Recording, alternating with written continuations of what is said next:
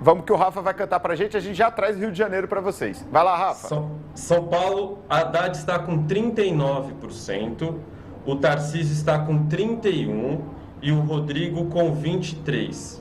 Pode repetir, Rafa, por favor? Haddad 39%, o Tarcísio com 31% e o Rodrigo com 23%. Eu também já estou aqui com os do Rio de Janeiro, Prisco. Por favor, Rafa, fala pra gente. Castro com 44%, o Freixo com 35% e o Rodrigo Neves com 10%. Então esses números aí do Datafolha para Rio de Janeiro e São Paulo, vou pedir para o Rafa repetir mais uma vez o do Rio de Janeiro. Fala aí, Rafa. O Castro está com 44%, o Freixo com 35% e o Rodrigo Neves com 10%. Prisco. Bacana. Deixa eu ver com o pessoal, já estamos com o cientista político na linha ou continuamos com o Rafa? Bacana. Vamos conversar agora com o cientista político Paulo Dávila, até para a gente tentar entender um pouquinho quais são os impactos, né? Ele que está lá no Rio de Janeiro, pode falar para a gente desses números do Datafolha aí do Rio de Janeiro. Oi, Paulo, me escuta bem? Estou escutando bem. Maravilha. Paulo, muito obrigado por estar aqui com a gente nessa maratona eleitoral, né? Qualquer momento podemos interromper com mais dados de pesquisa. E, Paulo, eu queria saber de você, assim, se mostra uma consolidação da liderança de Cláudio Castro no Rio de Janeiro. É isso que esses dados aí do Datafolha trazem? Sim, o Castro tem mantido consistência nessa liderança, devemos ter um segundo turno disputado, mas o Castro segue na frente e com grande chance de ampliar o seu percentual de votos no segundo turno. Eu também queria ver com você sobre São Paulo. Haddad segue com 39%. Lembrando que os dados que a gente está trazendo, pessoal, são dados só de votos válidos. São os votos que já descontam brancos e nulos. Então, o Haddad está com 39%. Em segundo lugar, aparece Tarcísio. Você acha que esse deve ser o cenário de segundo turno em São Paulo ou o Rodrigo Garcia pode ainda ter alguma surpresa aí nessa reta final de campanha? Não, acho bem improvável. A disputa nacional deve se reproduzir em São Paulo. Uma polarização política em São Paulo e bastante acirrada. As pessoas têm falado que o caso do Haddad, né, seria vantajoso para ele ir ao segundo turno com o Tarcísio para repetir essa polarização, como o senhor mencionou anteriormente. O senhor acredita que é uma vantagem para o Haddad ir para o segundo turno com o Tarcísio ou não? A eleição segue indefinida no estado de São Paulo? Não. Sim, eu acho que para a expectativa de campanha do Haddad ir com o Tarcísio é interessante. Mas, assim, independente das expectativas, eu acho que essa é a configuração de segundo turno. Nessa reprodução de uma polarização política que tem sido positiva no sentido de aumentar a participação eleitoral, né? Porque uma competição acirrada, ela chama o eleitor, né? Como o eleitor não quer que A se eleja ou B, então isso tem um efeito de mobilização política significativa, o que pode ser confirmado pela provável redução da abstenção eleitoral em função justamente disso, de uma polarização política no sentido de uma competição acirrada. Perfeito. Bom, pessoal, vamos voltar com o Rafa aqui da nossa redação, porque tem mais número de pesquisas saindo desse momento. Professor, te agradeço e peço que você aguarde na linha para voltar a conversar com a gente jazinho, para a gente falar dos novos dados, né? Rafa já está com a gente?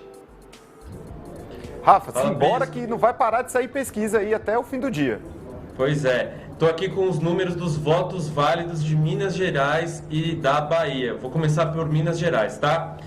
O Zema está com 56% e o Calil está com 35%.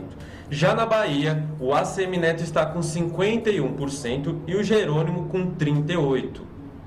Perfeito, Rafa. Muito obrigado aí pelas informações. Então, na Bahia e em Minas Gerais, a gente está vendo um cenário se caminhando para decisão em primeiro turno, né? Com o ACM Neto liderando na Bahia e no estado de Minas Gerais, com o Romeu Zema, do Novo, né, tentando a reeleição e talvez conseguindo a reeleição no segundo turno. Lembrando que na Bahia o candidato Jerônimo chegou a ensaiar uma aproximação ao seu rival, né, o ACM Neto, e o mesmo aconteceu em Minas Gerais, mas parece que a candidatura de Calil não conseguiu força nesse momento. Vamos tentar conversar de novo com o professor Paulo Dávila para a gente ver se ele tem consegue explicar para a gente. Paulo, eu queria que você explicasse para a gente esse cenário aí que se caminha para primeiro turno, tanto na Bahia quanto em Minas Gerais. Como isso impacta, por exemplo, o cenário nacional? Olha, a eleição em Minas Gerais, ela parece ser decidida em primeiro turno. E não há uma reprodução necessária do eleitor, né, do Zema. Também vota no Lula. O Lula tem uma boa expressão, né, em Minas Gerais. Então, o eleitor, ele tem um certo ecletismo nesse momento. Agora, o caso na Bahia é diferente, né? Quando um instituto de pesquisa te dá 51% de chance de vitória em primeiro turno, o instituto fica confortável, no sentido de que ele acertará de qualquer maneira, já que a margem de erro das pesquisas gira em torno de 2%, 3%. Então, ela pode acontecer em primeiro turno ou não. Eu acho que o caso da Bahia ainda é um caso em aberto. É um caso em que houve crescimento de candidato, por redução, se aproximou. Então, acho que ainda tem... existe a possibilidade, inclusive percentual, dessa eleição seguir em segundo turno. Em Minas Gerais, ela parece encaminhada em primeiro turno. Em que medida essas últimas horas que antecedem a eleição podem mudar cenários? Existem estratégias que podem ser executadas mesmo com todas as limitações que a lei eleitoral coloca para propaganda, né, para a divulgação dos candidatos. Nessas últimas horas, como isso pode mudar o cenário? Olha, você tem mecanismos, né, de internet, de divulgação de informações. Ainda nós sabemos de casos de eleições em que nos últimos momentos você teve virada, né, modificação, mas isso depende muito de uma eleição mais consolidada ou menos consolidada. Os dados que você apresentou até agora, desses 3 estados, tirando o caso da Bahia, que eu acho que não está definido, são casos de eleições relativamente consolidadas, as posições dos jogadores, né? Então, acho que isso não se altera. Nos casos que nós comentamos até aqui, São Paulo, Rio de Janeiro, isso vai para segundo turno, e aí temos um recomeço de um processo, né, eleitoral, uma disputa que carrega todo o peso do primeiro turno, mas que tem um tom diferente, estratégias diferentes. Então, digamos assim, tem um recomeço, né, de disputa. Então, nesse caso, eu não vejo assim, possibilidade de grandes alterações agora nesse momento. O que nós não vamos saber, assim, é difícil, inclusive, fazer a medição do efeito dessas últimas horas do caso da Bahia, porque justamente nós estamos ali com percentuais que tanto podem indicar um fim em primeiro turno quanto em segundo turno. Então, essa nós só vamos saber amanhã, depois dos resultados eleitorais. Essa ansiedade, né? E, Paulo, você que está aí no Rio de Janeiro, como está se desenvolvendo a corrida eleitoral? E a gente vê que o Freixo tenta se posicionar como um adversário de segundo turno e o Cláudio Castro segue mantendo a liderança. O que explicaria esse movimento, já que o candidato Cláudio Castro, né, atual governador do estado, também está envolvido em sérias denúncias de corrupção, ele tem um certo passivo aí. Por que ele mantém essa liderança? Bom, primeiro, o candidato Freixo, ele é um candidato que ele sai da capital, né, e tem mais dificuldade de entrada no interior, região metropolitana, né. Ele é um candidato que teve bons desempenhos em eleições passadas para governo do estado, muito mais na cidade do Rio de Janeiro. Então, ele ainda é um candidato a ser apresentado para o conjunto do estado do Rio de Janeiro. O Castro é o atual governador, né, ele tem a chave do cofre, ele tem a iniciativa das políticas públicas. Então, isso dá a ele uma vantagem e tem uma rede de apoio político, porque quando você tem também, digamos assim, a máquina na mão, você tem também um conjunto de redes de apoio, né, de prefeitos, de vereadores, de deputados estaduais, que permitem uma boa vascularização, vamos dizer assim, da campanha, né, tanto na capital, quanto na região metropolitana, quanto no interior do estado. Isso dá vantagens a Castro, né?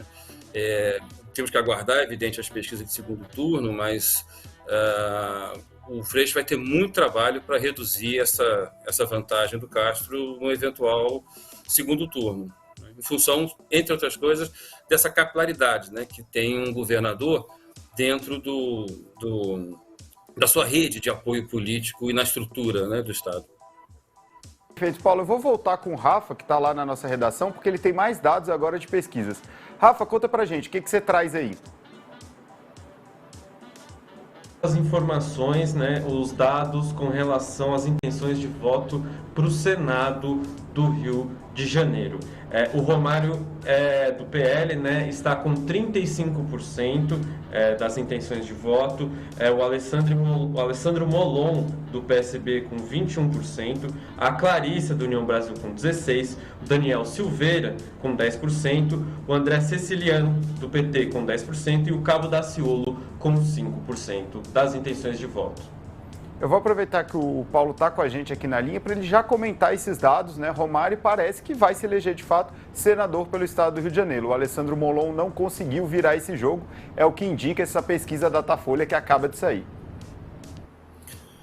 Uma coisa importante para chamar a atenção em pesquisa para o Senado é a quantidade de eleitores que já decidiram seu voto na espontânea, né?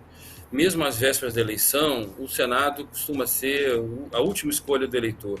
Então é preciso saber sobre que eleitorado decidido isso se encontra. Você me perguntou sobre decisões eleitorais de último momento. A eleição para o Senado é uma que comumente produz viradas. Mas o Romário parece, em todas as pesquisas, bastante consolidado. Ele leva uma enorme vantagem. Ele já é senador e ele é muito conhecido. Então ele sai de patamares muito altos, né? Numa pesquisa espontânea, ele se apresenta muito bem, porque ele é absolutamente conhecido no estado do Rio de Janeiro pela sua trajetória, mesmo antes de se tornar político, né? E isso lhe dá grandes vantagens. Então, assim, é improvável, né, embora as pesquisas não tenham uma precisão menor, que você tenha uma grande virada, mas nada é impossível numa eleição para Senado. Perfeito. Gente, vamos fazer aqui uma recapitulação, vamos lembrar os dados que foram divulgados até agora. Governador em São Paulo, pesquisa Datafolha, Fernando Haddad aparece com 39%, Tarcísio aparece com 31% e Rodrigo Garcia com 23%. Agora vamos para o Rio de Janeiro, também pesquisa para governador. Cláudio Castro, 44%, Freixo, 35%, Rodrigo Neves, 10%. Lembrando que são dados de votos válidos, onde já estão excluídos brancos e nulos. Minas Gerais temos Romeu Zema com 56% e Calil com 35%. Também temos dados da Bahia, onde ACM Neto aparece com 51% e Jerônimo, 38%, mostrando aí são os dois estados, né, que a gente poderia ter uma decisão em primeiro turno. Agora vamos lembrar de senadores. Rio de Janeiro, pesquisa estimulada. Romário, 35%, ele tinha 37% na pesquisa Datafolha anterior, que foi divulgada na última quinta-feira. Alessandro Molon aparece com 21%, o Alessandro Molon, que é do PSB, ele tinha 18% na pesquisa anterior. Clarissa, que é do União Brasil, tem 16%, manteve o mesmo índice da pesquisa anterior. Daniel Silveira manteve também os 10%, tanto nessa pesquisa quanto na anterior. E André Ceciliano, do PT, 10% agora e tinha 10% na pesquisa anterior. O Cabo Daciolo, do PDT, aparece com 5%, ele tinha 7% na pesquisa anterior. Vamos ver também aqui os dados da pesquisa para senador em São Paulo. Márcio França, candidato do PSB, tem 45%. Na pesquisa anterior, que também foi dia 29 de setembro, ele tinha 47%. O astronauta Marcos Pontes, do PL, está com 31%. Ele tinha 30% na pesquisa anterior.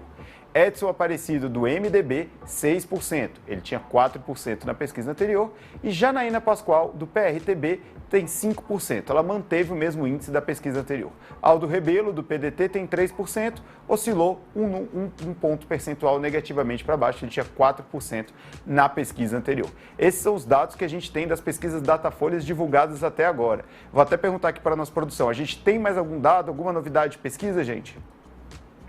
Por enquanto... Perfeito, por enquanto são essas que nós temos.